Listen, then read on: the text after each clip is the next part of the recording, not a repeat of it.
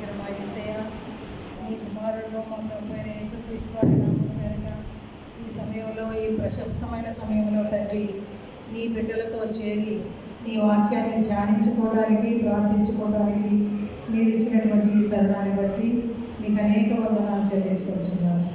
నా తండ్రి, ఇంతవరకు ప్రభువా నీ వాక్య ధ్యానంలో మమ్మల్ని మీరు ఉంచినందుకే నీకు వందనాలు. ఈ 40 రోజులు కూడా తండ్రి నీ వాక్యాన్ని మాకు జీవాహారంగా అందిస్తూ, మమ్మల్ని నడిపిస్తూ, భద్రపరుస్తూ, మాకు అనుదిన ఆహారం దయచేసిన దేవా నీకే వందనాలు. నా తండ్రి, ఈరోజు ప్రభువా నీ యొక్క పరిశుద్ధమైనటువంటి సమయంలో ప్రభువా మీరు మా కొరకై చేసినటువంటి ఆశీర్వపై చేసిన బలియాగాను బట్టి నీకు వందనాలు చెల్లిస్తున్నాం. ప్రభా మీరు ఈ లోకానికి ఎందుకైతే వచ్చారో ఆ విషయాన్ని ప్రభా ఆ స్థితిని మీరు నెరవేర్చినందుకే నీకు వందనాలు. ప్రభా మీరు మా పాపముల నిమిత్తం తండ్రి నీ రక్తాన్ని చిందించారు. ప్రభా ఆ రక్తాన్ని ప్రోక్షించి ప్రభా మా అందరి జీవితాలు మీరు మార్చమని అడుగుతున్నానయ్యా. నీకు సాక్షులుగా, నీ బిడ్డలుగా ఈ లోకంలో జీవించే స్థితి మా అందరికీ దయచేయమని కోరుకుంటున్నాను తండ్రి. ప్రభా 6 మాటలు ప్రభా మేము ధ్యానించి ఉన్నాము.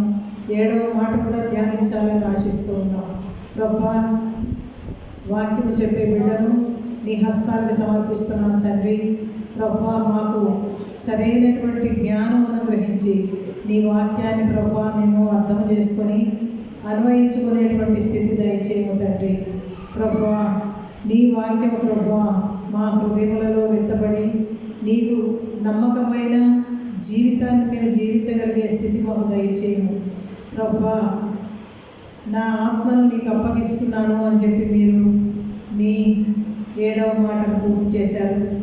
ప్రభా మేము కూడా నాయన మా ప్రతి ఒక్కరూ తండ్రి మా ఆత్మని మీ ఆత్మతో ఐక్యం కాగలిగేటువంటి స్థితికి మమ్మల్ని అందరినీ చేయమని కోరుకుంటూ ఇచ్చిన సమయాన్ని బట్టి నీకు వందనాలు చెల్లిస్తూ ఇక్కడ చేరి ఉన్న ప్రతి బిడ్డను నీ హస్తానికి సమర్పించుకుంటూ రక్షకుడు, విమోచకుడు, సజీవుడు అయిన క్రీస్తు యేసు శ్రేష్టమైన నామములో స్తుతించి ప్రార్థించి వేడుకొనుచున్నాను తండ్రి. ఆమేన్.